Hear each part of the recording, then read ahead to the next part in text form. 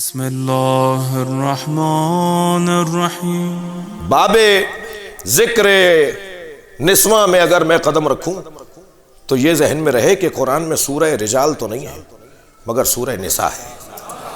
صلوات پڑھیں ذرا محمد و آل محمد۔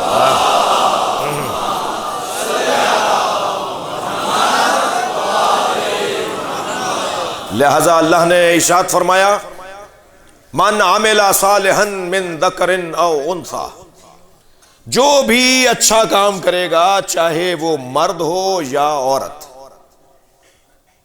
فلنحیینہ حیاتا طیبہ، ہم اس کی زندگی کو جاویدان بنا دیں گے۔ وہ مر بھی جائے گا یا مر بھی جائے گی تب بھی ہم اسے زندہ رکھیں گے۔ اس کی قبر لوگوں کو ہدایت دے گی، اس کا ذکر لوگوں کو زندگی بخشے گا، اس کی یاد قافلوں کو بڑھاتی رہے گی، اس کی وجہ سے لوگ جینے کا لطف پائیں گے، مرنے کا ذائقہ سمجھیں گے، ہم اس کی حیات کو جاویدان کر دیں گے اور ہم اسے ایسا اجر دیں گے کہ جیسا اجر ہم نے اس سے پہلے کسی کو نہیں دیا، اور معلوم ہوگا کہ عمل انجام دینے کے بدلے میں اللہ کیا انعام عطا کرتا ہے۔ عزیزو، وادی ذکر انثی ہے۔ آج نسبت ہے ایک ایسی بیوی کی کہ جو فخر امیر المومنین ہے، جس پر علی فخر کرتے ہوئے نظر آئے، جو کائنات کے لیے زیب و زین ہو، اس اب کی زین کو زینب کہتے ہیں۔ وہ علی کے لیے جو زیب بن جائے، جو علی کے لیے زینت بن جائے۔ دیکھو میرے عزیزو، خاتون کے 4 روپ ہیں، خواتین کے 4 رنگ اور روپ ہیں۔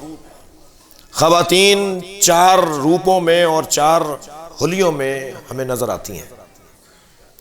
ایک تمہید زندگی،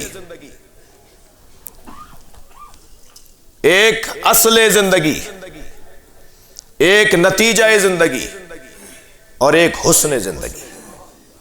اس کی گونج ختم کیجئے، اس کو سیدھا کیجئے۔ ایک تمہید زندگی، شکریہ۔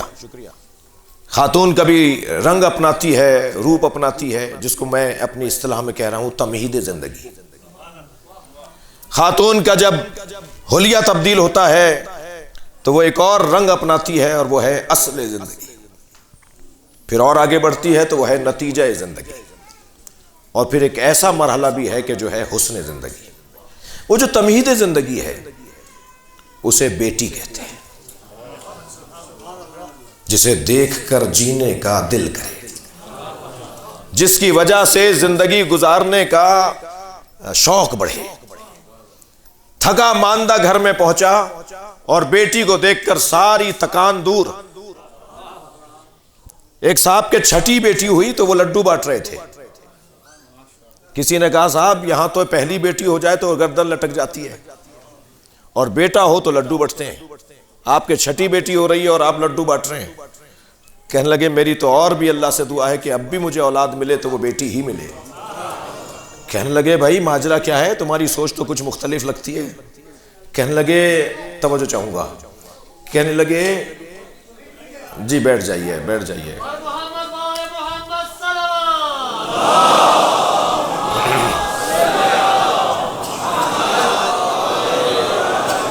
ایک اور صلوات بہتر پڑھیں جی۔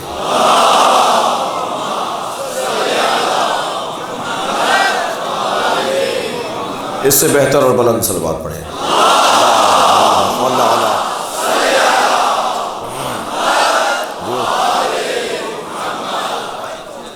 کہنے لگے بیٹے کو پڑھانا پڑتا ہے اور بیٹی پڑھ کے آتی ہے۔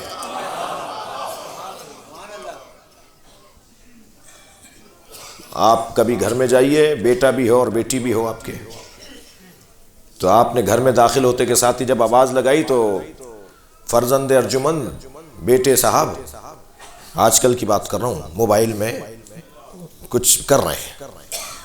اب میں نے یہ کچھ کر رہے ہیں جان بوجھ کے کہا ہے، موبائل میں کچھ مصروف عمل ہے، ابا کو دیکھ کر بس بڑی مہربانی فرمائی کہ سلام کر لیا، اور بیٹی نے سارے کام چھوڑ کر ابا سے لپٹنا شروع کیا۔ ہاتھ سے بیگ لے گی، ہاتھ سے سامان لے گی، کوشش کرے گی جوتے اتار دے، لپٹے گی، چپٹے گی، بات کرے گی۔ یہ کس نے سکھایا ہے اس کو؟ بیٹے کو کس نے منع کیا تھا؟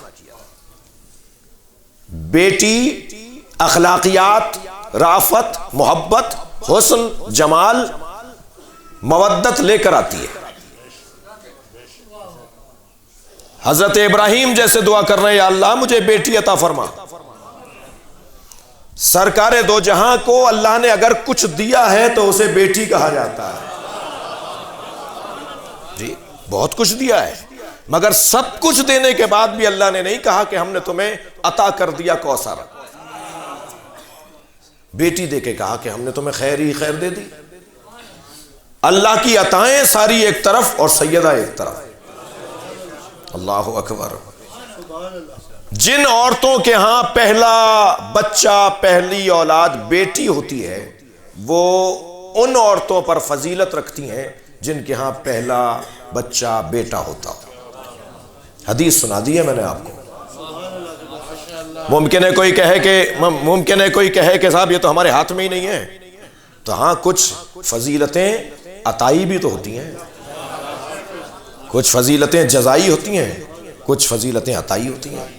یہ اس خاتون پر عطائے پروردگار ہے کہ اسے اللہ نے پہلے بیٹی دی ہے۔ جن کو اللہ 3 بیٹیاں مسلسل دے دے، میرے مولا نبی فرماتے ہیں جنت کی ضمانت میں لیتا ہوں۔ بیٹی، خود اس لفظ بیٹی میں کتنا پیار ہے کہ کوئی ان سے پوچھے جن کے ہاں بیٹی نہیں ہے۔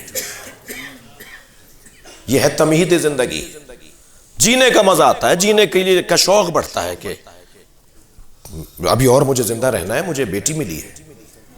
میں اور آپ تو کیا حیثیت رکھتے ہیں جب سرکار دو جہاں یہ فرمائے کہ فاطمہ کو دیکھ کے تبلیغ میں لطف آتا ہے۔ اے فاطمہ، میں حوصلہ پاتا ہوں تمہیں دیکھ کر، سارا معاشرہ مجھے اذیتیں پہنچاتا ہے، مگر جب میں فاطمہ کو دیکھتا ہوں تو میری ساری تکلیفیں دور ہو جاتی ہیں کہ میرے پاس فاطمہ ہے۔ بیٹی تمہید زندگی۔ یہ جب اصل زندگی میں ڈھلتی ہے تو یہ بیوی بنتی ہے۔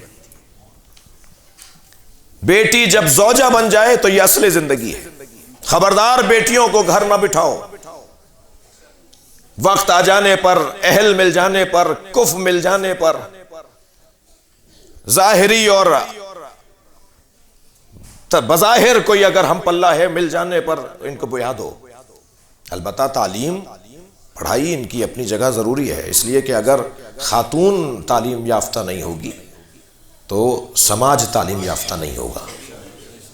جی، اور دین بھی انہیں دینے کی ضرورت ہے۔ عورتوں میں خاص طور پر دین کا جذبہ مردوں سے 3 برابر زیادہ ہے۔ اگر میری بات روشن نہ ہو تو مثال دوں، میں تو 3 مجلسوں کے بعد تھک جاتا ہوں۔ یہ سارے دن مجلس ایک گھر سے دوسرے گھر میں، دوسرے گھر سے تیسرے گھر میں، اور اس کے بعد بھی گھر آ کر کہتی ہیں ایک مجلس رہ گئی ہے وہ کر کے آ جاؤں۔ جی، نمازوں میں زیادہ، مناجات میں زیادہ، زیارات پہ زیادہ، مصلی پہ زیادہ، مجلس میں زیادہ اگر کوئی نظر آتا ہے تو وہ خاتون نظر آتی ہے، اس لیے کہ اس کے اندر دین کا جذبہ زیادہ ہے۔